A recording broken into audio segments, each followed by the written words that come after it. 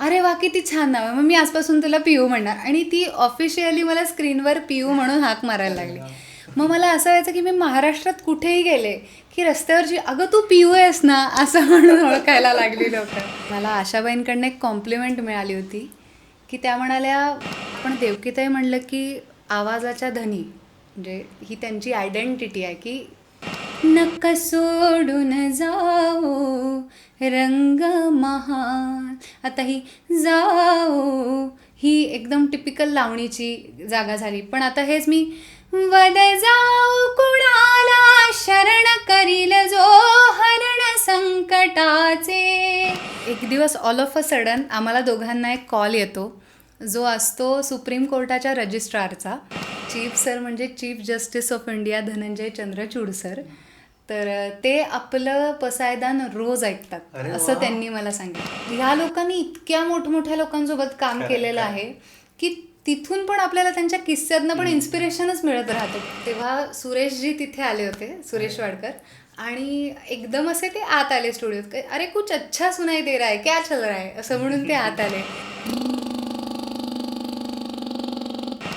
सुस्मिरता, जेव्हा गाशील ना तेव्हा फक्त तुझ्या आनंदासाठी गा.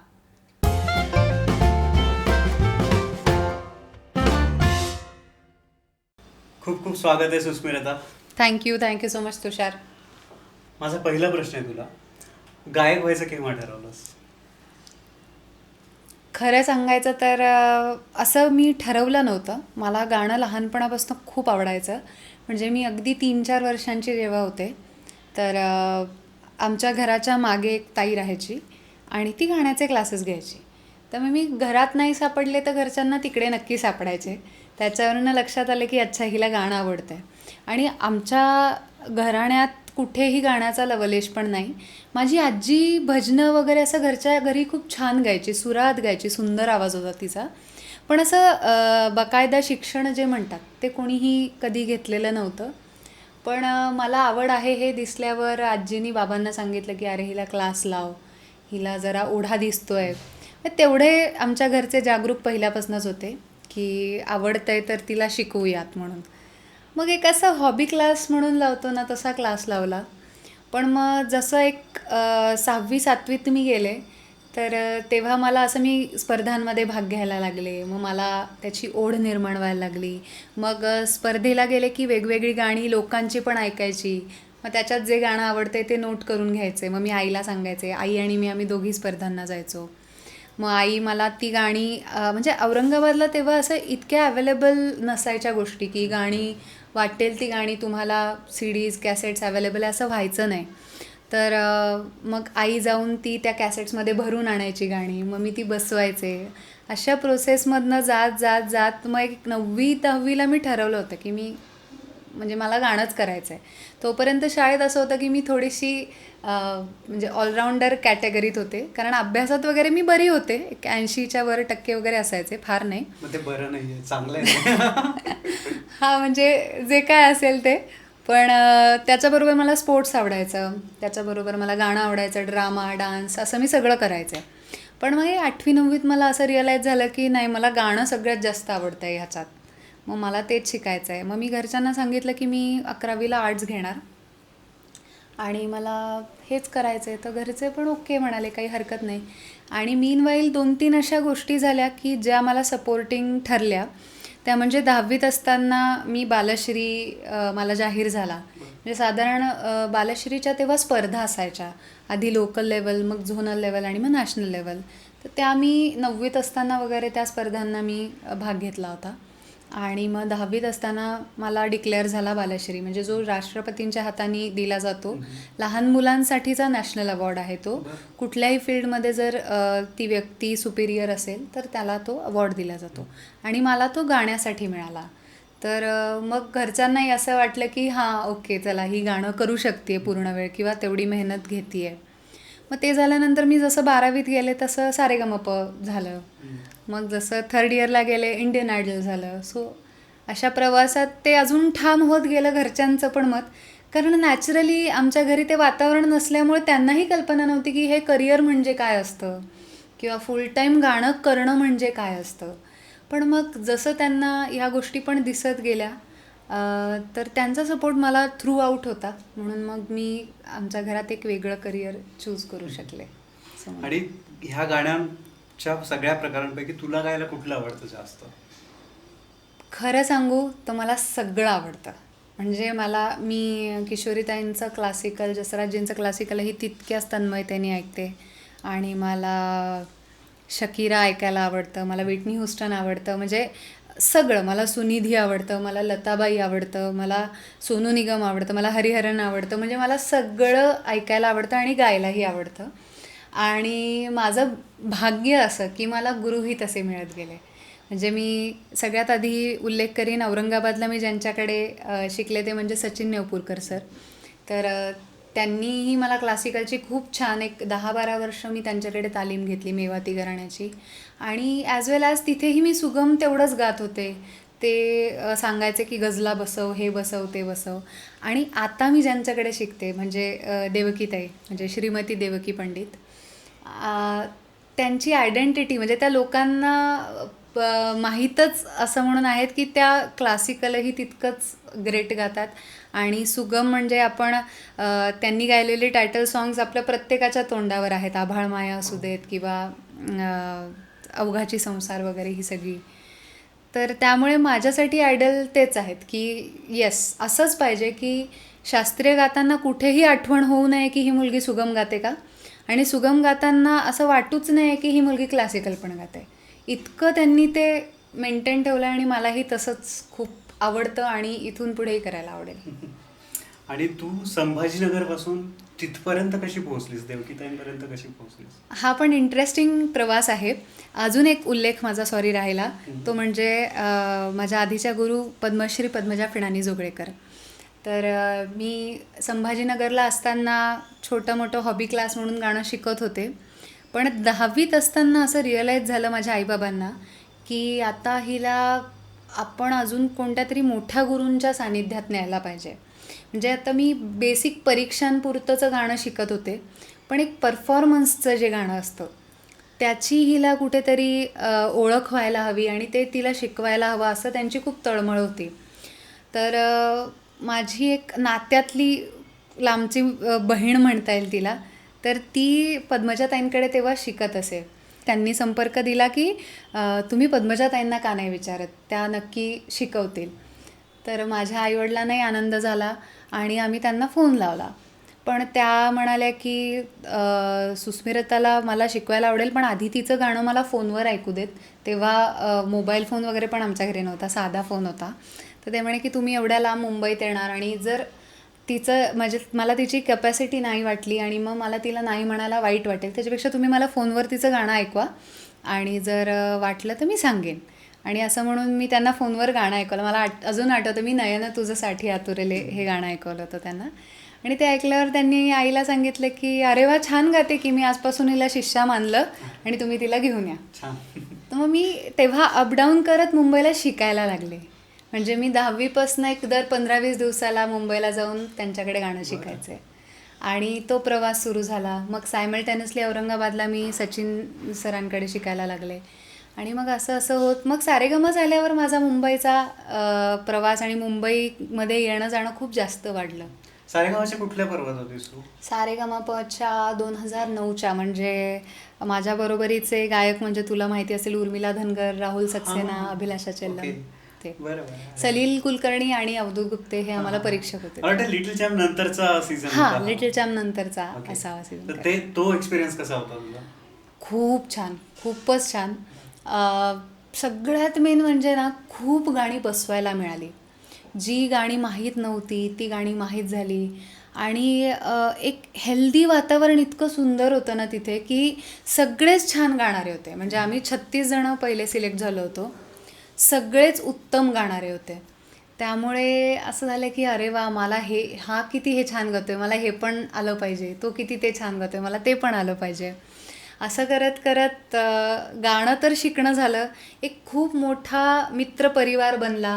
म्हणजे ते आम्ही सगळे अजूनही खूप घट्ट मित्र आहोत, त्या सीझनमधले बरेचसे लोक आम्ही. तर एक ते झालं आणि खूप चांगल्या चांगल्या लोकांना गाणं ऐकवता आलं. म्हणजे सलील दादांचा तर ते माझे मेंटॉर होते त्याच्यात, त्यामुळे त्यांचा खूप छान सहवास मिळाला. अवधूत दादाचा ऑफकोर्स खूप छान सहवास मिळाला. पण आम्हाला जे जे परीक्षक येत होते, म्हणजे सावनी शेंडे असेल, रोणू मजुमदार असतील किंवा राकेश चौरसिया असतील किंवा अशी सगळी दिग्गज मंडळी त्याच्यात येत होती. आणि असं होत होतं की मी खरंच संभाजीनगरात असते तर मी ह्या लोकांना कदाचित गाणं ऐकूच शकले नसते. पण मला एक खूप प्लॅटफॉर्म मोठा मिळाला की त्यांना गाणं ऐकवता आलं आणि सगळ्यात महत्त्वाचं म्हणजे लोकांपर्यंत पोहोचता आलं. म्हणजे माझं नाव कठीण आहेच आहे, नो डाऊट. त्यामुळे पल्लवीताईंनी पहिल्याच दिवशी तिचं काम सोपं केलं होतं. ती मला म्हणले की सुस्मिर, आता तुझं एकदा नाव तर मी बरोबर घेतलं, पण मला पुन्हा पुन्हा घेता येईल की नाही मला माहीत नाही, मला किती टेक्स लागतील. त्यामुळे तू एक काम कर, तुला घरी काय म्हणतात? म्हटलं मला घरी पियू म्हणतात. अरे वा, किती छान नाव आहे, मग मी आजपासून तुला पियू म्हणणार. आणि ती ऑफिशियली मला स्क्रीनवर पियू म्हणून हाक मारायला लागली. मग मला असं व्हायचं की मी महाराष्ट्रात कुठेही गेले की रस्त्यावरची, अगं तू पियू आहेस ना, असं म्हणून ओळखायला लागली लोक. तर हा पण एक फार गोड आणि प्रेमळ असा अनुभव होता की लोक मला संभव त्यांना त्या टोपण नावामुळे ना मी त्यांच्यातली वाटायला लागले. त्यामुळे मला खूप प्रेमाने लोक भेटायची, बोलायची आणि तो एक वेगळा प्रवास सुरू झाला सारेगमपमुळे. मस्त. आणि मग तुला काय वाटतं, तुझ्यात गायक म्हणून काय बदल झालाय त्या पर्वात? गायक म्हणून खूप बदल झाला. तो म्हणजे सगळ्यात आधी ना, म्हणजे तुषार, तूही मराठवाड्यातला आहेस, आपण सगळे छोट्या शहरांमधनं, छोट्या गावातनं येतो. एक गाण्याकडे बघायची थोडीशी ढोबळ वृत्ती आपली असते की आपण वरकरणी कसं वाटतंय, चाल कशी आहे ती बसवतो, गातो. पण जेव्हा मी सारेगमपमध्ये आले तेव्हा गाण्याकडे सूक्ष्मतेने कसं बघायचं, सूक्ष्मपणे, म्हणजे अगदी एक एक शब्द कसा टाकला आहे किंवा एखादी जागा, हरकत आपण कदाचित नोटेशन म्हणून फॉलो लगेच करतो, पण तिचे टायमिंग काय आहे किंवा काय डायनॅमिक्स त्याच्यात वापरलेत लताबाईंनी, म्हणून ती, म्हणजे ये दिल तुंबीनमधली ती तुंबीन जागा सगळे गातात, पण का लताबाईंची ती वेगळी वाटते. मग हा जो अभ्यास आहे, हा जो ध्यास आहे, तो मला सारेगमपमुळे माझा सुरू झाला. कारण तिथे इतकी कॉम्पिटिशन असायची, सगळेच उत्तम गाणारे आहेत. मग आपण अजून आपलं गाणं चांगलं होण्यासाठी काय करताय, किंवा ही दृष्टी पण ना मुंबईतल्या लोकांसोबत काम करून मला त्यांच्याकडनं मिळत गेली. की आपला कमलेश दादा तिथे असतोच, म्हणजे संगीत संयोजन म्हणून, संगीत संयोजक म्हणून होता. बाकी परीक्षक जे यायचे तेव्हा ते जेव्हा सांगायचे तेव्हा लक्षात यायचं की अरे अच्छा, हो, मी हे गाणं इतकी वर्षानुवर्ष ऐकते पण मी इतक्या बारकाईने ऐकलंच नाही आहे. मग तो एक प्रवास सुरू झाला आणि सूक्ष्मतेने गाण्याकडे कसं पाहायचं, हा मला वाटतं ही समज मला सारेगमपनी दिली असं मला वाटतं. त्या काळचे जे सगळे रियालिटी शोज होते, त्या काळचं सारेगमप आणि आजचं सारेगमप ह्याच्यात खूप फरक आहे. हो. तर तू कसं बघतोस या फरकाकडे? सॉरी, नो ऑफेन्स, पण मी आता फार बघत नाही. कारण काय होतं की म्हणजे आता हा मुद्दा मला माहीत नाही, तू ठेव नाही ठेव, तुला किती पटतोय ते. पण आजकाल मला असं काही, मी जेव्हा व्हिडिओज बघते रियालिटी शोजचे तेव्हा मला जाणवतं त्याला ट्यूनर लावलेले असतात किंवा ही उघड उघड गोष्ट आहे. म्हणजे कोणाचाही कान एक बेसिक तयार असेल त्याला ते कळेल की ह्या गाण्याला ट्यूनर लावलेला आहे. कारण कितीही परफेक्ट गायक असला ना तरी त्याच्यात एक ह्युमन एरर असतो, जो ह्युमन एरर आता दिसत नाही. आणि तो दिसत नाही म्हणून मग कनेक्टच होत नाही. म्हणजे मग त्याच्यात काय होतं, गव्हासोबत खडेही रगडले जातात म्हणतात तसं, चांगलेही गायक त्याच्यात खूप असतील, मी नाही म्हणतच नाही आहे, पण कुठेतरी त्यामुळे असं वाटतं की मग सगळेच ऑटो ट्यून्ड आहेत. म्हणून मला तो मुद्दा नाही आवडत. आणि कार्यक्रम गाण्याचा आहे, स्पर्धा गाण्याची आहे, ती स्पर्धा आहे. मग त्याच्यात चुका झाल्या तरी असायला जाव्या आणि चांगलं झालं तरी असायला हवं. रादर चुकांमुळे चांगलेपण पण अजून जास्त निखरून येतं असं मला वाटतं. त्यामुळे मला तो भाग मिसिंग वाटल्यामुळे मला समहाऊ खूप बघायचं इन्स्पिरेशन येत नाही. पण स्टील मी म्हटलं तसं काही काही गायक खूप चांगले असतात आणि ज्यांची कार्यक्रमांच्या माध्यमातून भेट होते आमची, की एखादा गायक ह्या अमुक अमुक स्पर्धेतून आलेला आहे आणि तो खूप चांगला गातो, आणि कार्यक्रमात जेव्हा त्या व्यक्तीचं खरंच चांगलं गाणं ऐकतो तेव्हा मग असं वाटतं की अरे नाही नाही, खरं आहे, हा उत्तम गातो, आणि मग तिथे तो कनेक्ट जोडला जातो. पण मी असं स्वतःहून लावून रियालिटी शोज वगैरे फार बघत नाही हल्ली. मग तुझं त्याच्यानंतर काय? म्हणजे सारेगमप झाल्यानंतर मग पुढे काय केलं? सारेगमप झाल्यानंतर मला एक हिंदी रियालिटी शोमध्ये भाग घेण्याची खूप इच्छा होती. बरं. म्हणून मग मी इंडियन आयडलसाठी प्रयत्न केला आणि लकीली मी त्या वर्षी म्हणजे मी 2012ला इंडियन आयडलमध्ये होते. तर त्या वर्षी माझं एलोरा अजंठा फेस्टिवलमध्ये गाणं झालं होतं. त्याच वर्षी त्यांनी लोकल आर्टिस्टना सुद्धा प्रमोट करण्यासाठी एक नवीन तिकडच्या महापौरांनी एक काय म्हणता येईल ॲक्टिव्हिटी सुरू केली होती की बाहेरचे आर्टिस्ट इतके दिवस एलोरा अजंठामध्ये गायचे, पण त्यावर्षी त्यांनी इथले काही चांगले गायक जे असतील 2-4 त्या लोकांना त्यांनी खास तिथे सादरीकरणासाठी ठेवलं होतं. त्याच्यात मी गायले होते. आणि तिथे एक सोनी टी व्हीची PR टीममधली कोणीतरी होती जिने तो कार्यक्रम अटेंड केला. तर मग ती मला भेटायला आली की मी तुझं गाणं ऐकलं, तू खूप छान गाते. मला नंतर हे पण कळलं की तू सारेगमप मराठीमध्ये होतीस. तर माझी अशी इच्छा आहे की तू यावेळेस इंडियन आयडलमध्ये पण यावं. आणि त्यावेळेस माझी इच्छा होतीच की मला हिंदी रियालिटी शोमध्ये जायचं आहे. तर मग मी म्हटलं चला करून बघूयात एक एक्सपिरियन्स म्हणून. सो मी पहिल्याच राऊंडला गेले आणि मी ये इश्क हाय गायले होते तेव्हा जब वी मेटमधलं. आणि समोर सलीम सर होते, सुनिधी चौहान होती आणि अनु मलिक होते. आणि सुनिधी माझं प्रेम आहे, म्हणजे लहानपणी तर मी तिची गाणी इतकी ऐकायचे, मला खूप आवडतात तिची गाणी. तर त्या सगळ्यांसमोर गायल्यावर त्या सगळ्यांनी मला सांगितलं होतं की तुझा आवाज खूप जास्त श्रेया घोषालच्या जवळ जाणार आहे आणि तू फार सुंदर गायलीस. आणि सलीम सरांनी येऊन मला मिठी वगैरे मारून की खूप अप्रतिम गाते आणि वी आर लुकिंग फॉरवर्ड की तू पुढेही असशील या स्पर्धेत. तर छान वाटलं होतं की चला पहिल्याच राऊंडला इतका छान रिस्पॉन्स मिळाला. आणि याच्यावर एक चेरी ऑन द टॉप असं होतं की त्या पर्वात आशा भोसले परीक्षक होत्या. आणि जे आधी आम्हाला सांगण्यात आलं नव्हतं, पण जेव्हा आमचा गाला राऊंड 100 लोकांचा होता जो NCPH शूट झाला होता, तर आम्ही NCPH गेल्यानंतर आम्हाला सांगितलं की तुमच्यासाठी एक सरप्राईज आहे काहीतरी. आणि आम्ही असं की काय असेल.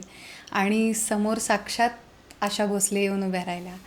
2 मिनटं घाबरायला झालं होतं की आता ह्यांच्यासमोर आपल्याला गायचं आहे. पण ठीक आहे, म्हणजे खूप मोठी संधी होती आमच्यासाठी. तर आमचे राऊंड सुरू झाले, एक जण गायला यायला लागलं. माझी वेळ आली रात्री 2:30-3ला काहीतरी. आणि तोपर्यंत दिवसभर बसून असं झालं होतं की आता काय गाणार. पण मी पिया बिना बासिया बाजेना गायले होते दीदींचं अभिमानमधलं.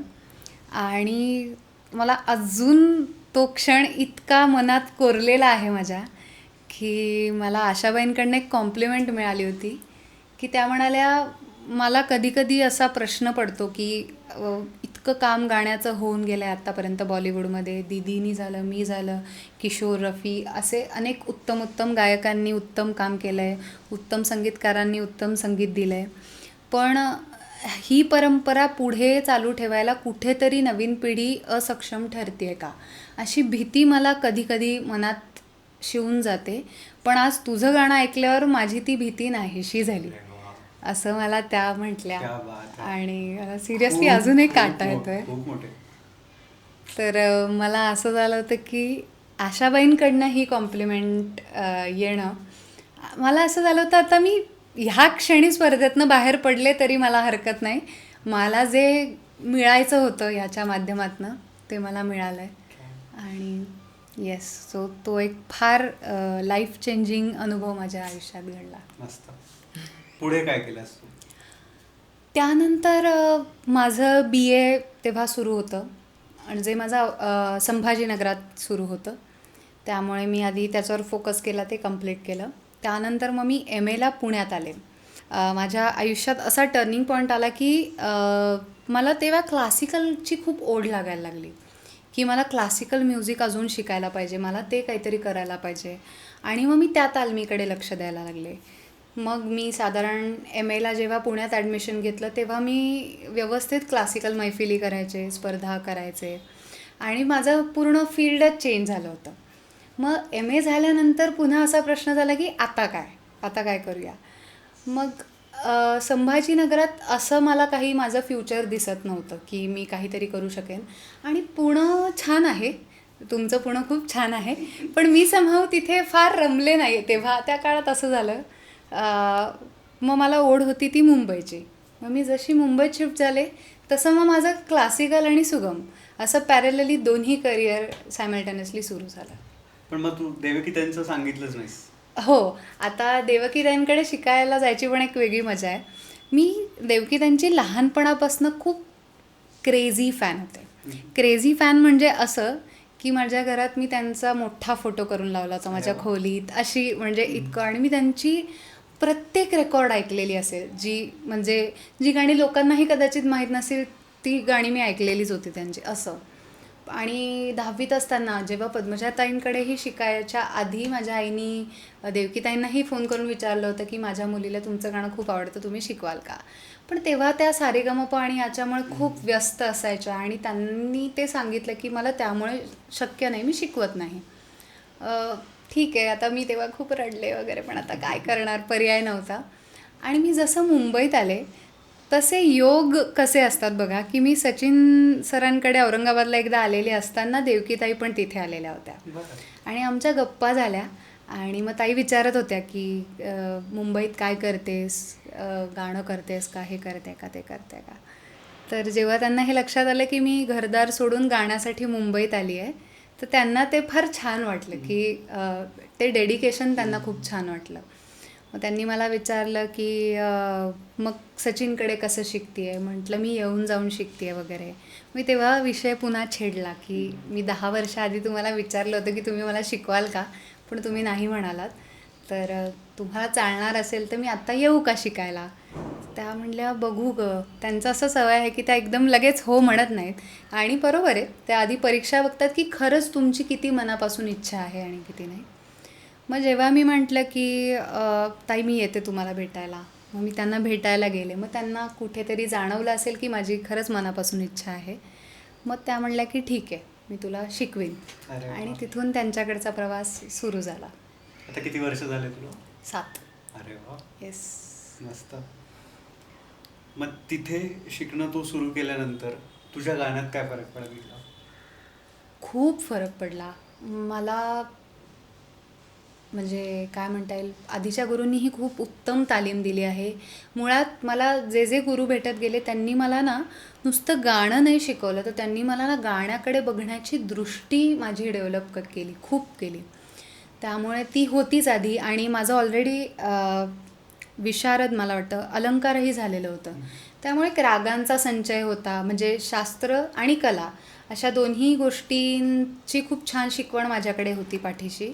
पण जसं मी देवकीताईंकडे आले, सगळ्यात आधी माझ्या आवाजाची ओळख त्यांनी मला करून दिली की तुझा आवाज शोध, तू रियाज कर, तुझ्या आवाजाला काय चालतं, तो कसा आहे, त्याच्या प्लस गोष्टी काय, मायनस गोष्टी काय, त्या रियाजातनं कशा शोधायच्या, त्याचं इम्प्लिमेंटेशन गाण्यात कसं करायचं. कारण आपण देवकीताई म्हणलं की आवाजाच्या धनी, म्हणजे ही त्यांची आयडेंटिटी आहे की खूप एकमेवा द्वितीय आवाज त्यांचा.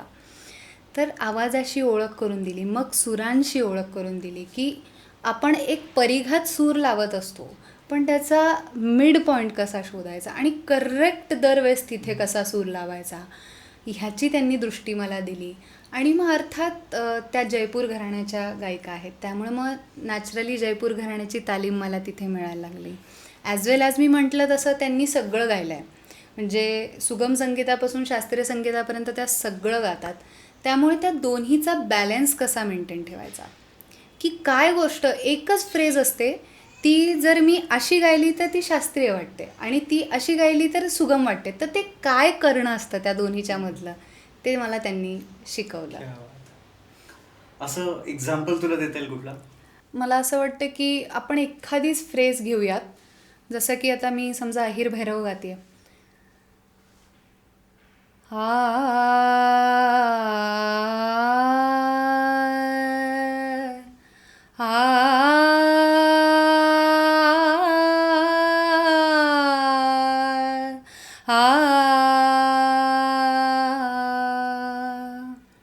एक अप्रोच झाला. आणि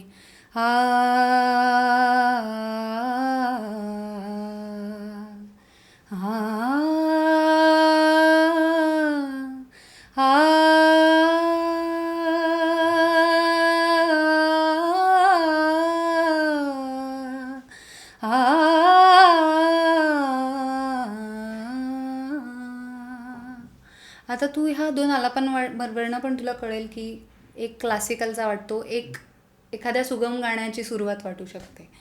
तर हे जे लगावांचे फरक आहेत ना, हे मला ताईंकडनं खूप पाहायला मिळतात. की एखादं यमनमधलं गाणं जेव्हा ताई गातात तेव्हा ते ते कसं वेगळं गातात, आणि जेव्हा ताई यमन राग मांडत असतात तेव्हा त्या कशा गातात. त्याच आहेत, आवाज तोच आहेत, पण तरी ते दोन्ही खूप वेगळं वाटतं. तर त्याच्यामागे मला वाटतं कुठेतरी हा विचार आहे. किंवा आता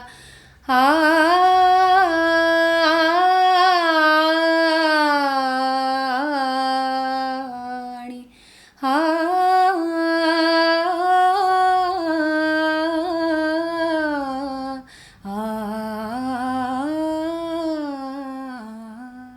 हा विचार वेगळा आहे.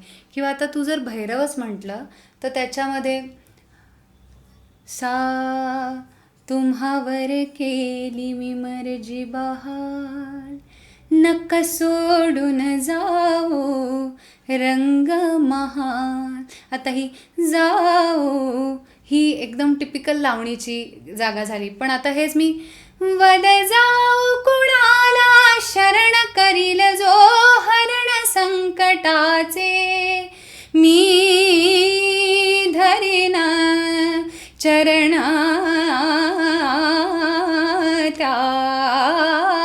त्याचे. इथे ते बदलतं.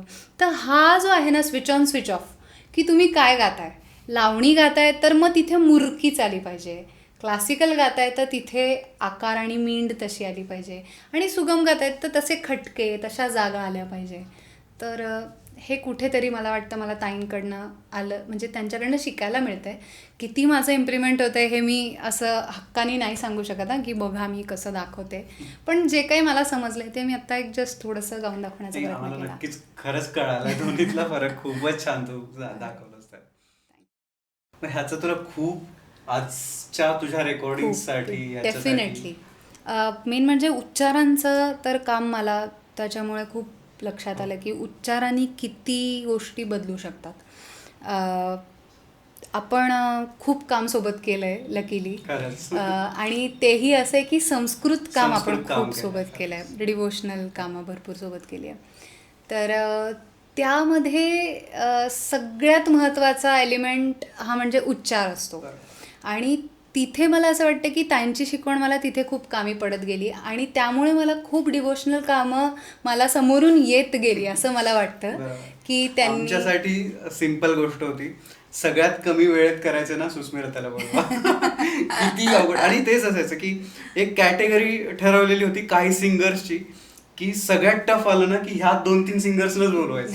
खूप छान एक्सपिरियन्स होता तो. खूप गाणी पण सोबत केली. आणि मुळात काय झालं की त्यामुळे भाषाशुद्धी आपोआप व्हायला लागली. म्हणजे त्याच्या आधी इतकं संस्कृतचा परिचय नव्हता. शाळेत होतंच नॅचरली संस्कृत, आणि आपल्या मराठी घरांमध्ये तसं एक बेसिक संस्कृतचं वातावरण असतं की रामरक्षा रोज म्हणणे वगैरे हे असतं.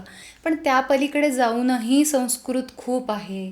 किंवा वेगवेगळे स्तोत्र जर तुमच्यासमोर आले तर त्याचं उच्चारण कसं आपण ओळखून करायचं, किंवा ह्या खूप छोट्या छोट्या गोष्टी आहेत ज्या मला आपल्या प्रोजेक्टच्या दरम्यान लक्षात आल्या.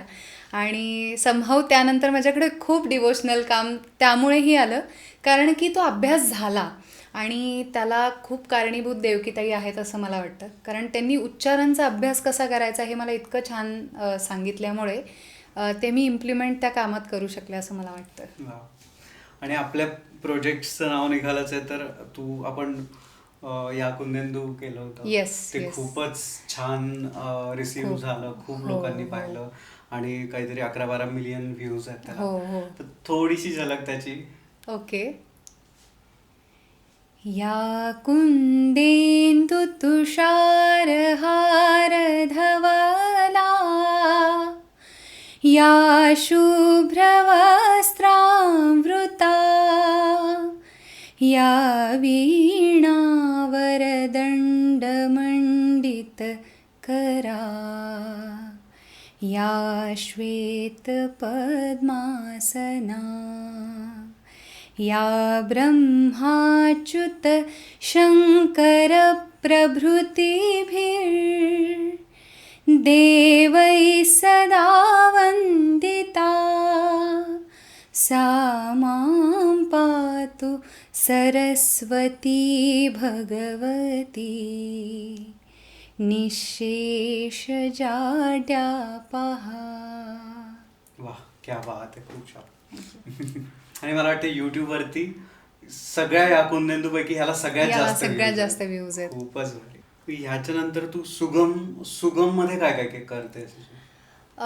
सुगममध्ये मला लकीली खूप वेगवेगळ्या संगीतकारांबरोबर काम करायला मिळालं आणि ती काही गाणी तुम्हाला यूट्यूबवर वगैरे पण मिळतीलच. पण जसं की कमलेश भडकमकर आहेत, त्यानंतर सलील कुलकर्णी, कौशल इनामदार, आलाप देसाई, आशिष मुजुमदार अशा वेगवेगळ्या संगीतकारांकडे मला संधी मिळाली गाण्याची. त्यांचे कॉम्पोजिशन्स गाताना प्रत्येक संगीतकाराचा एखाद्या गाण्यामागचा विचार कसा असतो ते मला शिकायला मिळालं, किंवा ते कसं टिपायला पाहिजे आणि आपल्या गाण्यात आणायला पाहिजे ते मला कळलं. दोनदा मला खूप छान संधी ही मिळाली की अशोक पत्कीजींकडे मला गायला मिळालं.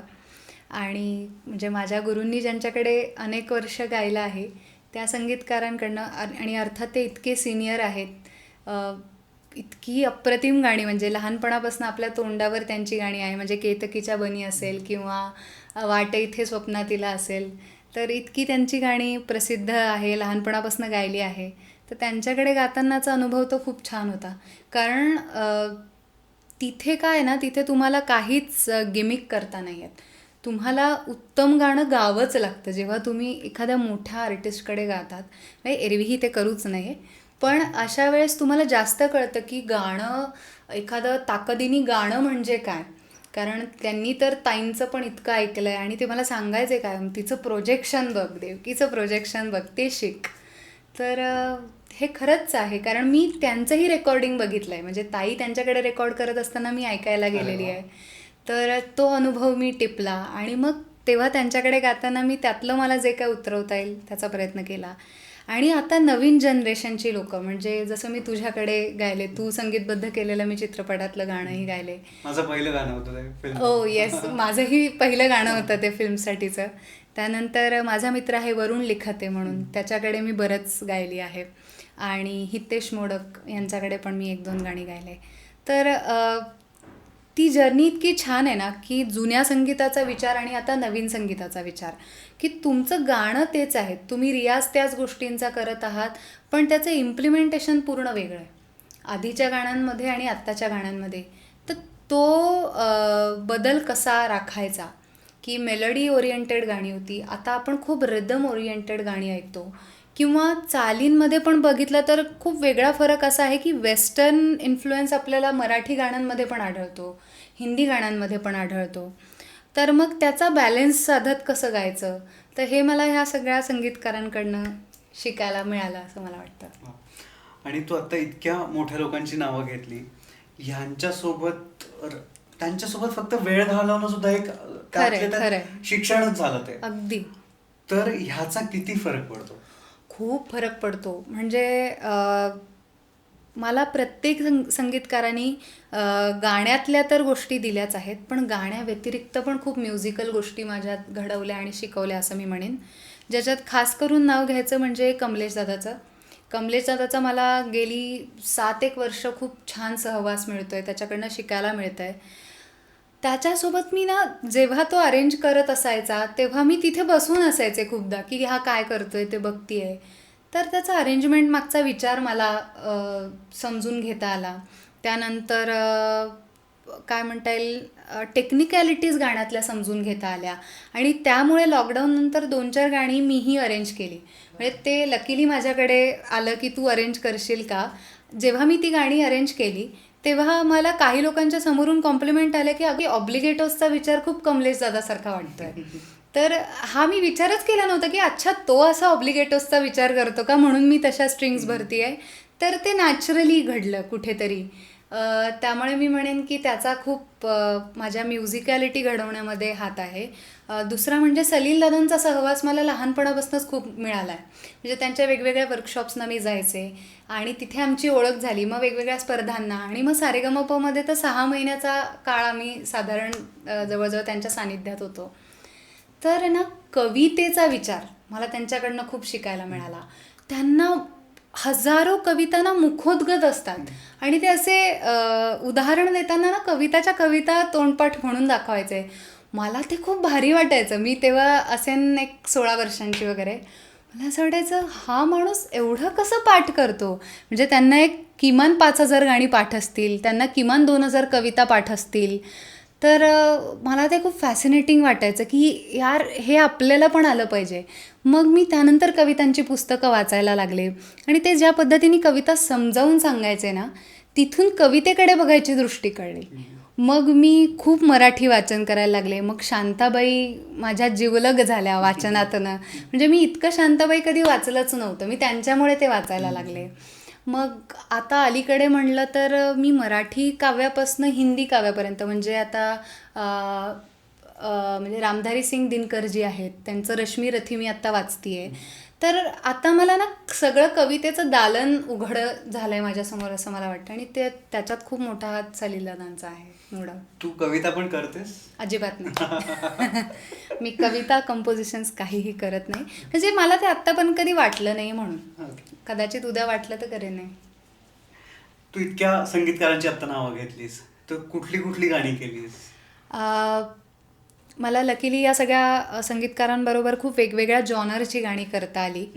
ती म्हणजे कमलेश दादाबरोबरचं मी केलेलं एक शुभ्र चांदणे उभे गवाक्षी ही शांताबाईंचीच अगेन कविता आहे आणि खूप इंटिमेट कविता आहे. त्याला त्यांनी जे संगीत ज्या पद्धतीने दिलेलं आहे ते इतकं सुंदर आहे. तुम्ही नक्की ऐका. यूट्यूब चॅनलला तुम्हाला कमलेश भडकमकर ऑफिशियल चॅनलला ते गाणं नक्की मिळेल. लिंक टाकून देऊ डिस्क्रिप्शन. शुअर तुम्हाला लिंक डिस्क्रिप्शनमध्ये मिळेलच.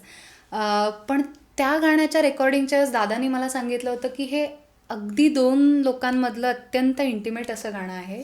तर मला तू गाणं अपेक्षितच नाही आहे. तू विस्पर कर, तू जस्ट कुजबूज एखाद्याच्या कानात सांगतेस असं मला ते गाणं गायलेलं हवं आहे. तर मग मी त्याच्यावर विचार केला की ओके मग आता आवाजाचं ॲप्लिकेशन कसं पाहिजे किंवा ते गाण्याचा भाव एक अंदाज आला की हां असा असा त्याला अभिप्रेत आहे. मग ते तशा पद्धतीने गायलं. सलीलदादांबरोबर मी एक अभंग केला, दुजेपणीचा भाव आम्हा नाही ठाव, जो ज्ञानेश्वर माऊलींचा अभंग आहे. तोही तुम्हाला डिस्क्रिप्शन लिंकमध्ये त्याची लिंक तुम्हाला डिस्क्रिप्शनमध्ये मिळेल. तर तो अभंग गाताना त्यांनी मला खूप गाणी पाठवली होती की यातला कुठला अभंग आपण करूया. म्हणजे ज्ञानेश्वरीतली त्यांनी मला अगणित अभंग पाठवले आणि त्यानंतर मग ते म्हणले त्यांनाही हा खूप आवडला आणि मलाही हा खूप आवडला. तर ते म्हणे हा करूयात. म्हणलं चालेल दादा हा करूयात. आणि जेव्हा आम्ही तो करायला घेतला त्याची चाल जर तुम्ही बघाल ती इतकी त्यांनी काय म्हणता येईल प्रवाही केलेली आहे, प्रवाही. तर मला ते फार त्या गाण्यातलं आवडलं. आणि मग अगेन अभंग म्हणलं की तुमचं आवाजाचं ॲप्लिकेशन, उच्चार या सगळ्याच गोष्टी बदलतात. तर तो एक अनुभव तिथे होता. कौशलदादांबरोबर मी एक जे गाणं केलं ते झांजर झांजर म्हणून कविता आहे वैभव जोशी यांची. लकीली माझ्या अनेक गाण्यांचे शब्द आताचे काय सुप्रसिद्ध कवी वैभव जोशी यांचे आहेत. आणि राधेचे प्रहर नावाची त्यांची एक कविता आहे की राधेच्या आयुष्यातले 4 प्रहर त्यांनी 4 आयुष्यातल्या कप्प्यांसारखे दाखवले आहे की बालपण, तारुण्य, त्यानंतर मिडल एज आणि वार्धक्य. तर जेव्हा कृष्ण तिच्या आयुष्यात होता तेव्हाचं तिचं आयुष्य आणि नंतर जेव्हा तो सोडून गेला, तिचं लग्न अनयशी झालं, तरीही ती कशी कृष्णाच्या प्रेमासाठी वेडी होती आणि तिने वाहून घेतलं होतं. आणि हे तिनीच नाही तर तिच्या सासरच्यांनी घरच्यांनीही मान्य केलं होतं की शेवटी ती कृष्णाचीच आहे. तर हा प्रवास त्या कवितेत इतका सुंदर उलगडत जातो आणि ती चालही त्यांनी कौशलदादांनी इतकी छान केली की 4 प्रहरातल्या वेगवेगळ्या रागांमध्ये ती केलेली आहे. तर आपण म्हणजे लहानपणी जीवलगा कधी रे येशील तू गायलेलं असतं किंवा असं वाटतं की अरे किती छान 4 वेगवेगळे राग आहे या गाण्यात आणि किती सहज गुंफले आहेत. तर तुम्ही हेही गाणं ऐकून नक्की बघा. त्याच्यात तुम्हाला खूप 4 प्रहरातल्या वेगळ्या रागांची, वेगळ्या आशयाची जोड सगळ्याची तुम्हाला एका कवितेत मिळते. तर ते गाणं खूप प्रगल्भ होतं. मग तिथे तुम्हाला गाताना तसा विचार करायला लागतो. तर असं सुदैवाने मला खूप वेगवेगळी गाणी आणि मी जसं म्हटलं पत्की काकांकडे मला गायला मिळालं. तर ते शासनाच्या प्रोजेक्टसाठी आम्ही गाणं गायलं होतं आणि ते फोक स्टाईल होतं. तर त्याच्यात मी आणि आदर्श शिंदे आम्ही दोघं ते गाणं गायलो होतो. तर तिथे फोक बाजाचं गाणं गायला मिळालं. त्यामुळे मी आय एम व्हेरी फॉर्च्युनेट की मला वेगवेगळ्या संगीतकारांकडे आत्तापर्यंत खूप वेगवेगळ्या पद्धतीची गाणी गायला मिळालेली आहे. वा, वा, छान. मला एक असाही प्रश्न आहे की तुला कार्यक्रमांमध्ये सादरीकरण करायला आवडतं की स्टुडिओमध्ये रेकॉर्डिंग्स करायला आवडतं? Good question. दोन्ही. कारण दोन्हीचा अनुभव वेगळा आहे. तुम्हाला रेकॉर्डिंग तुम्ही जेव्हा करतात तेव्हा खूप तुमच्या आवाजाचं सुपर फाईन टेक्स्चर तुम्हाला तिथे कळतं आणि ॲज वेल ॲज चुका पण खूप जास्त एलॅबरेट होऊन तुमच्यासमोर येतात. पण त्याची एक मजा वेगळी आहे. म्हणजे तिथे खूप काय म्हणता येईल सूक्ष्मतेचं काम चालतं. वेरॅज कार्यक्रमांमध्ये तुम्ही कसं रंगवता हे फार मॅटर करतं.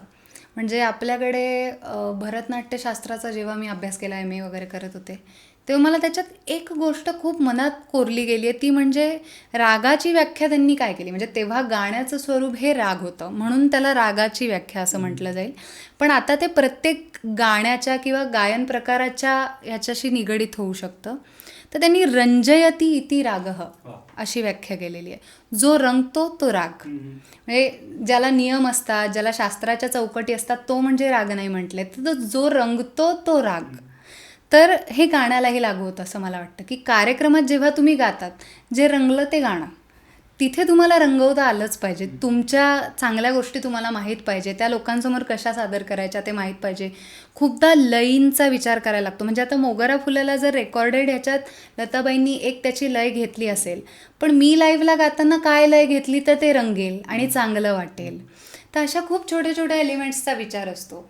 आणि त्यानंतर आपण जेव्हा ते गाणं रंगवतो ना तो माहोल आपल्या आणि प्रेक्षकांच्या मध्ये पण खूप वेगळा झालेला असतो. तर त्या वातावरणाची तिथे मजा येते. आणि रेकॉर्डिंगमध्ये जसं आपणही खूप सोबत काम केलं की एखादं काम खूप छान झालं तर त्याचं एक ऐकल्यानंतरचं सॅटिस्फॅक्शनही वेगळं असतं. त्याला कधी कधी लोकांचा रिस्पॉन्स तेवढा मिळतो, कधी कधी ते लोकांपर्यंत पोहोचतही नाही, म्हणजे असंही होतं.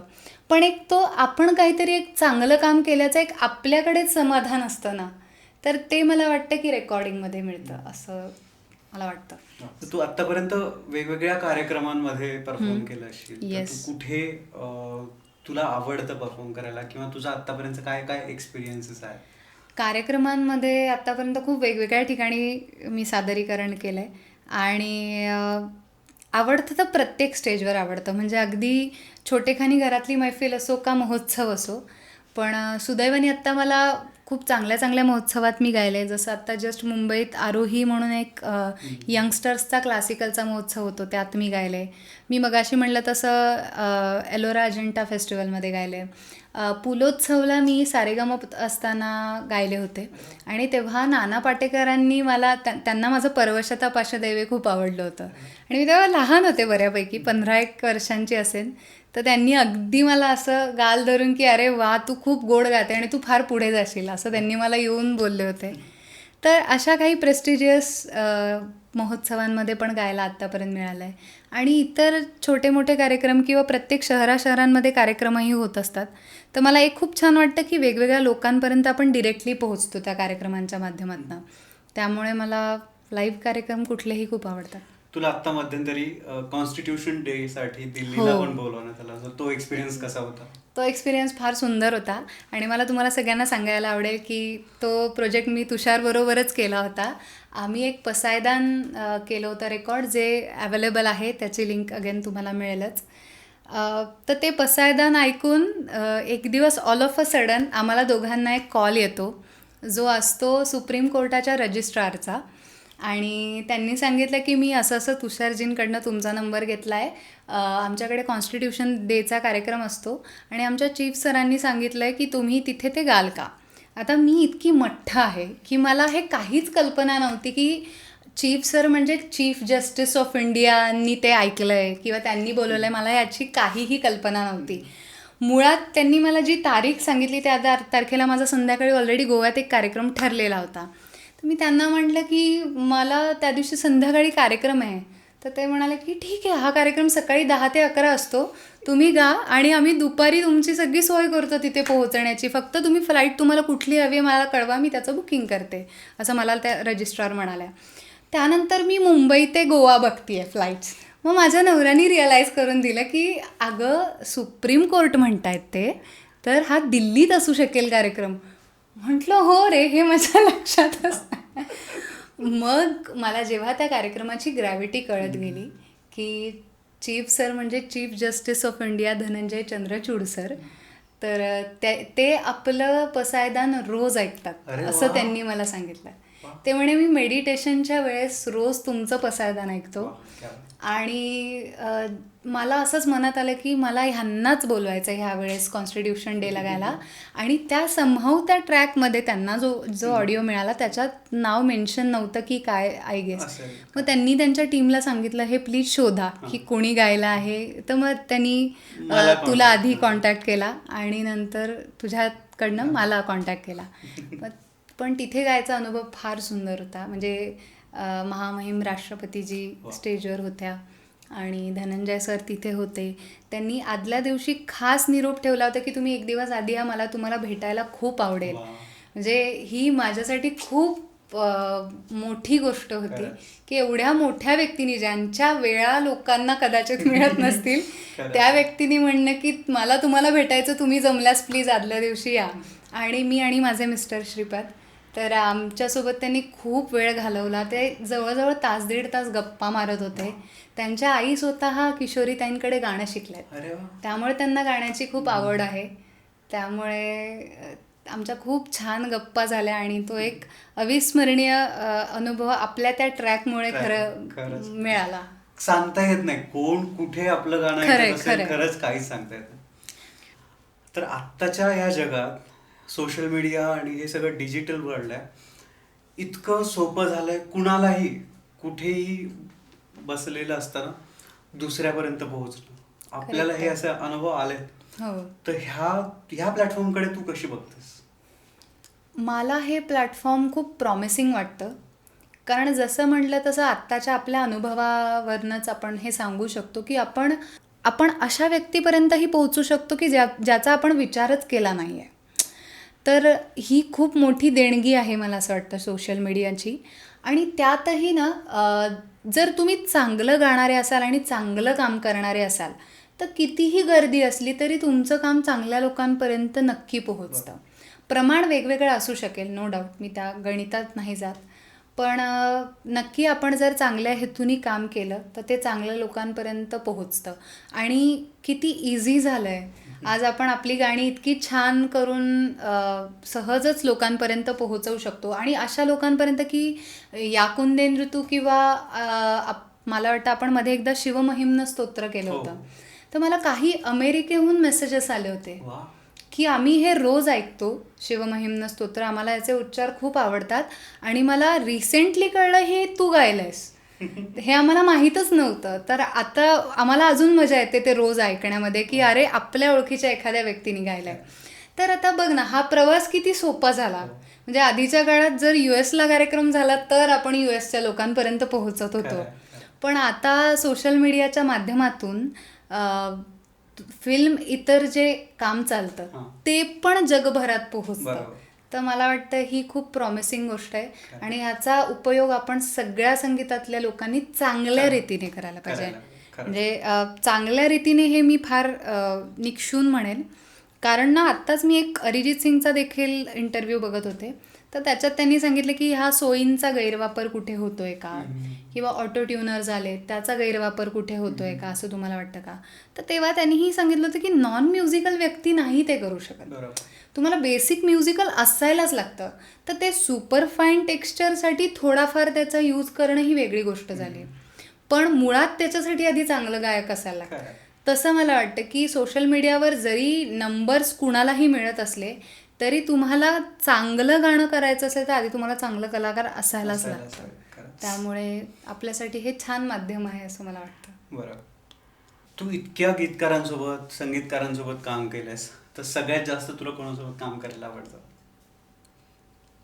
हा ट्रिकी प्रश्न आहे, पण मला पर्सनली सलील दादा आणि कमलेश दादा यांच्याबरोबर खूप आवडतं काम करायला. आणि काय मजा असते, कारण त्या कामात ना, म्हणजे ते काम नाही वाटत, म्हणजे ती एक प्रोसेस वाटते, लर्निंग प्रोसेस, एन्जॉयमेंट, असं सगळं त्याच्यात मिक्स असतं. म्हणजे तूही त्यांच्याबरोबर काम केलंच आहे, पण शिकणं पण खूप होतं आणि सायमल्टेनियसली ना सगळ्याची मजा घेत घेत आपण ते काम करतो. त्यामुळे मला असं वाटतं की तिथे प्रेशर कमी असल्यामुळे आपण आपलं बेस्ट देऊ शकतो. खूपदा प्रेशरमुळे आपण आपलं 100% देऊ शकत नाही. तर ते वातावरण इतकं सटल ठेवतात, इतकं किस्से, छान मजा असते. म्हणजे खाणं, भरपूर खाण्याची मजा असते, किस्स्यांची मजा असते, पण ॲज वेल ॲज मी तुला म्हणलं तसं की शिकायला पण खूप मिळतं. कारण ह्या लोकांनी इतक्या मोठमोठ्या लोकांसोबत काम केलेलं आहे की तिथून पण आपल्याला त्यांच्या किस्स्यातनं पण इन्स्पिरेशनच मिळत राहतं की अरे 100% हे एवढे भारी काम करतात, आपण एवढं तरी थोडंसं करायला पाहिजे. मुंबईत आल्यानंतर असे नवीन नवीन किस्से कानावर पडायला लागलेले असतात की हे संगीतकार आणि हे गायकांनी खूप काम केलेलं आहे, ज्यांचे आठवडा सलग बुकिंग्ज असायचे आणि सोबत कामं असायची, महिनाभर बुकिंग असायचं आणि सलग रोज कामं असायची. तर तेव्हा आपल्याला पण असं ते टेम्पटिंग वाटत असतं की अरे आपणही अशा पद्धतीने काम करावं झोकून देऊन. तर मला वाटतं ते अशा लोकांच्या सानिध्यात आपल्याला शक्य होतं की आपण 2-2, 4-4 दिवस, आठवडाभर. मध्ये मी एक प्रोजेक्ट केला होता म्युझिंग्स नावाचा. त्यासाठी मी महिनाभर आजीवसनमध्ये आम्ही रोज काम करत होतो आणि म्हणशील त्या उत्तम कलाकारासोबत मला काम करता आलं. म्हणजे काय म्हणता येईल, आलाप देसाई असतील किंवा आशिष मुजुमदार असतील किंवा कमलेश दादा ऑफकोर्स होता, कौशल दादा होता, वादकांमध्ये निलेश परब किंवा मनीष कुलकर्णी, वरद कठापूरकर, त्यानंतर भगीरथ भट, त्यानंतर इतके सगळे ग्रेट आर्टिस्ट, त्यांच्यासोबत आमचं महिनाभर रेकॉर्डिंग तिथे सुरू होतं. ती गाणी उत्तम झाली. त्यानंतर एकदा मिक्सिंगचं काम चालू होतं. अवधूत वाडकर आपले सिनियर रेकॉर्डिस्ट आणि साऊंड इंजिनियर, ते त्याचं मिक्सिंग करत होते. तर तेव्हा सुरेशजी तिथे आले होते, सुरेश वाडकर, आणि एकदम असे ते आत आले स्टुडिओत. अरे कुछ अच्छा सुनाई दे रहा है, क्या चल रहा है, असं म्हणून ते आत आले. आणि मग मी त्यांना माझी गायलेली रेकॉर्ड केलेली गझल ऐकवली आणि ते इतके खुश झाले की त्या दिवशी त्यांनी भरभरून आशीर्वाद दिला, बोलले. पण मला असंही वाटलं की आजीवसन त्यांचा स्टुडिओ आहे जिथे दररोज अनेक नवीन आर्टिस्ट आपलं काम करतात. तर ठीक आहे, त्यांनी कौतुक केलं असेल, आपण नवीन आहो म्हणून आपल्याला कुठेतरी उभारी देण्यासाठी त्यांनी कौतुक केलं असेल असं मला वाटलं. पण त्यानंतर ते 2दा मला 2 वेगळ्या ठिकाणी कार्यक्रमात भेटले आणि मला त्यांनी आवर्जून विचारलं की तुझी गझल बाहेर आली की नाही. तर मला ते इतकं छान वाटलं की जर ती त्यांच्या मनात राहिली आहे तर नक्की कुठेतरी त्यांना ते काम थोडं तरी आवडलं असेल. गझल आली आहे ती? नाही, ती अजून रिलीज व्हायची आहे, पण झाल्यानंतर मी नक्की सांगेन. आणि तर असं हे समाधान खूप मिळतं ह्या कामांचं. खरं. तुझी रेकॉर्डिंगच्या आधीची वॉर्मअपची कुठली एक्सरसाइज आहे? थोडी फनी वाटू शकते, पण लहान मुलं करतात ना असे गाडी चालवायचा आवाज, तर ती मला फार म्हणजे आपण जे करून दाखवू का, थोडं फनी वाटेल कदाचित, पण असं अशा पद्धतीने मी बऱ्याचदा सूर लावते. अर्थात ते सूर टिकवून ठेवते त्याच्यामध्ये. त्यांनी इथे तुमची जी काही खर आलेली असते, साचलेली असते, ती त्या व्हायब्रेशन्समुळे गळून जाते. त्यामुळे मला असं वाटतं क्लीन व्हॉइससाठी ते खूप कामी पडतं रेकॉर्डिंगच्या आधी. मी खूप गायकांसोबत काम केलंय, बरेच लोक करतात. हो, म्हणजे खूपदा आपण रियाजही करून आलेलो असतो घरून, जेव्हा आपल्याला रेकॉर्डिंग असतं तेव्हा. पण अगेन खूप प्रवास झालेला असतो. आजकाल 2 अंतर पण अर्ध्या पाऊण तासाच्या पेक्षा कमी नसतात. त्याच्यात अगेन तुम्हाला खर जमा होते, काहीतरी खाल्लं जातं, पिलं जातं, वेदर चेंज असतो, या खूप गोष्टींचा परिणाम होतो. पण जेव्हा तुम्ही अशी एक्सरसाइज करतात तेव्हा ती खर तात्पुरती नक्कीच शमली जाते. आणि रेकॉर्डिंगला तेच फार महत्त्वाचं असतं, कारण सुरात गायला खर आली तरी आपल्याला रिटेक्स घ्यावे लागतात, कारण तिथे क्लीन व्हॉइस लागतो. त्यासाठी ही एक्सरसाइज मला तरी नक्कीच खूप उपयोगी ठरलेली आहे. तुला ही कोणी सांगितली होती? ही ना मिलिंद जोशींबरोबर एकदा गप्पा मारताना त्यांनी मला हे सांगितलं होतं की सुस्मिता, तुला खर आली तर असं करत जा, आणि जे मला खरंच खूप कामी आलंय आतापर्यंत. तुला आतापर्यंत मिळालेली सगळ्यात चांगली ॲडवाईस सिंगिंग बद्दलची? मी रघुनंदन पणशीकरांचाही मला खूप सहवास मिळाला, पंडित रघुनंदन पणशीकरांचा. आणि मध्ये अशातच एकदा मी त्यांच्या कार्यक्रमाला ऐकायला म्हणून सहज गेले होते. नुकतंच आमचं लग्न झालं होतं तेव्हा माझे मिस्टर म्हणजे श्रीपाद यांना खूप इच्छा होती त्यांचं गाणं ऐकायची आणि आम्ही कार्यक्रमाला गेलो. तर आम्ही ग्रीन रूममध्ये नमस्काराला आत गेल्यानंतर त्यांनी मला आमच्या खूप अशा गप्पा झाल्या आणि खूप छान त्यांचं माझ्यावर, माझ्या मिस्टरांवर, आमच्यावर खूप त्यांचं प्रेम आहे, त्यांचे कायम आशीर्वाद आम्हाला लाभतात. तर ते मला बोलता बोलता एक गोष्ट म्हणाले की सुस्मिता, जेव्हा गाशील ना, जेव्हा गायसाठी तोंड उघडशील तेव्हा फक्त तुझ्या आनंदासाठी गा आणि कशाचाच काहीच विचार करू नकोस. मी तेच करतो. मी जेव्हा स्टेजवर गातो तेव्हा मी हा विचार नाही करत लोकांना हे आवडेल का, त्या क्षणी काय होईल किंवा काय नाही. मी फक्त माझ्या आनंदासाठी गातो. मग घरातही गायलो तरी आणि बाहेरही गायलो तरी. तर तूही असंच करत जा. आणि मला त्यानंतर ते एक वाक्य म्हणले की मला माहीत नाही की आज हे तुला अचानक मला का सांगावं असं वाटलं, पण मला माहीत नाही कुठून तरी कदाचित असं ते आलं माझ्या डोक्यात की आज मी हे तुला सांगायला पाहिजे आणि म्हणून मी तुला हे सांगतोय असं ते म्हणले. आणि त्यानंतर ना खूप गोष्टी माझ्या खूप सोप्या होऊन गेल्या. आपण गायच्या आधी इतके, म्हणजे मी तरी खूप नर्वस असते किंवा माझे सूर लागतील का, माझं हे बरोबर येईल का, माझं ते बरोबर येईल का, असं माझं खूप व्हायचं. आणि त्यांनी मला इतकं साध्या शब्दात सांगितलं की सगळं सोड, फक्त तुझ्या आनंदासाठी गा. आणि त्या दिवसापासून खूप गोष्टी बदलल्या असं मला पर्सनली वाटतं. अरे वा, क्या बात. आता नवीन जे लोक येतात या क्षेत्रात त्यांना तू काय ॲडवाईस देशील? त्यांना मी सांगेन की अनप्रेडिक्टेबल नक्की आहे हे क्षेत्र. तुम्हाला खात्रीशीर असं सांगता नाही येत की मी हे केलं म्हणजे माझं करिअर असं असं होईलच. जसं तुम्ही एखादी डिग्री घेत असता, समजा इंजिनिअरिंग असेल किंवा इतर काही असेल, तर तुम्ही इतक्या वर्षांचा कोर्स केल्यानंतर तुम्हाला ही डिग्री मिळणारच आहे हे जसं ठाम असतं, तसं इथे तुम्ही विशारद झालात म्हणजे तुम्ही चांगले गायक झालात असं नाही होत. तर तुम्हाला इट्स अ प्रोसेस आणि तुमच्या कौशल्यानुसार तुम्ही 3 वर्षात चांगलं गाताय का 5 वर्षात का 7 वर्षात की 12 वर्षात, हे तुमच्या कौशल्यावर आणि मेहनतीवर ठरतं. त्यामुळे मला असं वाटतं की मेहनत करा. आणि यश असं म्हणणार नाही, पण आता ह्या करिअरमध्ये खूप वेगवेगळी दालनं उघडी झाली आहेत. म्हणजे टेक्निकॅलिटीजमध्ये खूप फील्ड्स आहेत. जसं आपण बघतो की रेकॉर्डिंगशी रिलेटेड असतील किंवा कार्यक्रमांशी रिलेटेड असतील. तर म्युझिक आणि म्युझिक तर खूप वेगवेगळ्या स्ट्रीम्स निर्माण झाल्या आहेत. म्हणजे आता मी फुल टाईम गाणं करते म्हणून मी सांगू शकते की मला जर विचारलं की मग तू फक्त पिक्चरमध्ये गातेस का, असा प्रश्न पटकन विचारतात लोक समोरून. कारण त्यांच्या दृष्टीने पिक्चरमध्ये गाणं ही इति कर्तव्यता आहे, तिथे तुमचं करिअर सेटल झालं. पण फक्त तेवढंच नाही आहे. म्हणजे मी पिक्चर्ससाठी गायली आहे, मी सिरियल्स किंवा वेब सिरीजच्या बॅकग्राऊंड म्युझिकसाठी गायलेली आहे, मी जिंगल्स गायलेली आहे, मग रेडिओजच्या जिंगल्स गायले, मी टी व्हीसाठी जिंगल्स गायलेली आहे. त्यानंतर अशा खूप आजकाल वेगवेगळ्या स्ट्रीम्स आहेत. म्हणजे गाणं म्हणजे फक्त एकच असं नाही राहून कार्यक्रम आणि पिक्चरचं गाणं एवढंच न राहता अशा खूप विविध गोष्टींसाठी तुम्ही गाऊ शकतात. खूप लोक आहेत की त्याच्यात स्पेशलायझेशन्स करतात की मी फक्त जिंगल्सचं काम करतो किंवा मी फक्त मे बी डिवोशनलचं काम करतो किंवा मी अमक्या अमक्या चॅनल्ससाठी गातो. तर अशा खूप गोष्टी आहेत. तर तुम्ही त्याचा विचार करा आणि अभ्यास करा. तुम्ही कशा कशा काय काय काम करू शकताय, तुमच्या बेस्ट क्वालिटीज काय, त्याला साजेसं काय काम आहे. तर काम खूप आहे ह्या क्षेत्रात, फक्त तुम्हाला डोळस राहावं लागेल आणि तुम्हाला अभ्यास आणि मेहनतीची तयारी खूप ठेवावी लागेल. तर तुम्हाला नक्कीच यश मिळू शकेल असं मला वाटतं.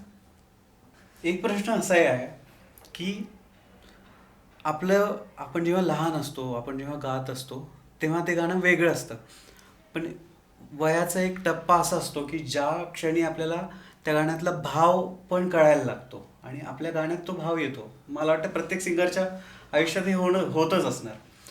तर असा टप्पा तुझ्या आयुष्यात आला होता का आणि कसं त्याचा काय प्रभाव पडला त्या तुझ्या गाण्यावरती? तू म्हणलास ते अगदी बरोबर आहे की लहानपणी आपला एक वेगळाच इनोसन्स असतो आणि त्यामुळे तीच गाणी ना अशी त्या इनोसन्समुळे खूप छान वाटत असतात ऐकायला, की म्हणून ते चांगलं गातात जे म्हणतात ते त्या इनोसन्सला ती दाद असते असं मला वाटतं. पण येस, असा पॉईंट येतो की तुम्हाला थोड्या त्यापेक्षा खोलवर भावना कळायला लागतात. म्हणजे मराठीत फार अवघड शब्द आहे, पौगंडावस्था म्हणू शकतो आपण त्याला, पण एक थोडं आपण मॅच्युरिटीकडे झुकायला लागलेलो असतो. तर मला एक किस्सा आठवतो. मी भावसरगम ऐकायला गेले होते हृदयनाथजींचा. संभाजीनगरला तापडिया नाट्य मंदिरमध्ये तो कार्यक्रम होत होता. आणि तेव्हा ना त्यांनी एक गाणं गायलं आहे जे लताबाईंच्या आवाजात मला वाटतं रेकॉर्डेड आहे आणि त्यांनी संगीत दिलं आहे. ते म्हणजे मग माझा जीव तुझ्या वाटेवर वणवणेल, अन माझी हाक तुझ्या अंतरात हुरहुरेल. तर ही गझल मला वाटतं सुरेश भटांची आहे. तर त्यातला अंतरा जो आहे ना, की जेव्हा तू नाहशील दर्पणात पाहशील, माझे अस्तित्व तुझ्या आसपास दरवळेल.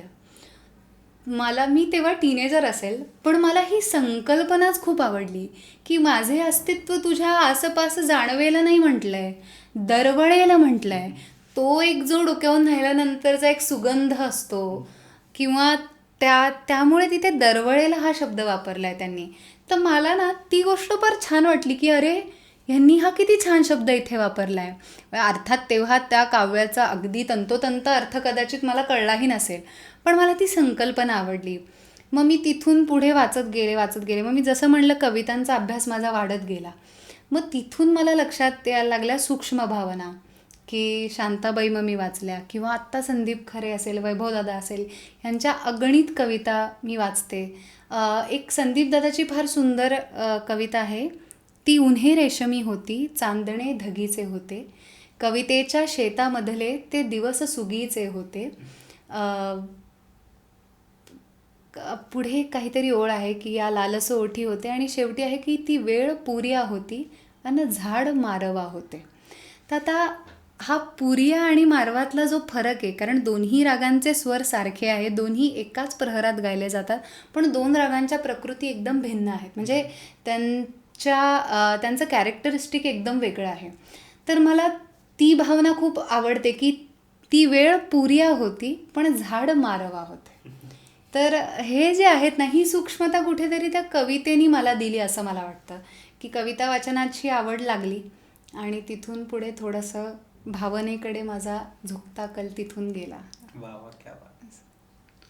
सुस्मिता, तू आज आलीस, आपण खूप छान गप्पा मारल्या, खूप छान वाटलं. मला पण धन्यवाद, खूप आवडलं.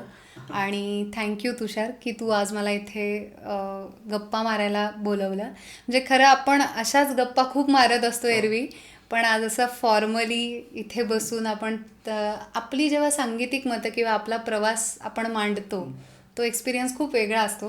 आणि थँक्स टू यू की तू मला त्यासाठी इथे बोलवलेलं आहे. तुला खूप खूप शुभेच्छा. थँक्यू. तुझ्या करिअरसाठी, तुझ्या रियाजासाठी, सगळ्यांसाठी. थँक्यू अशीच गात राहाल आणि अशीच छान राहा. Thank you so much. आणि म्हणजे आज तर तुम्ही हा इंटरव्ह्यू कदाचित बघितला असेल, पण अजूनही खूप सुंदर कलाकारांचे खूप सुंदर इंटरव्ह्यूज तो इथे तुमच्यासाठी उपलब्ध करतोय. तेही नक्की बघा, तुम्हाला त्यातनं पण खूप ऊर्जा मिळेल आणि मीही ते नक्की सगळे बघणार आहे. Okay, thank you so much. Thank you so much.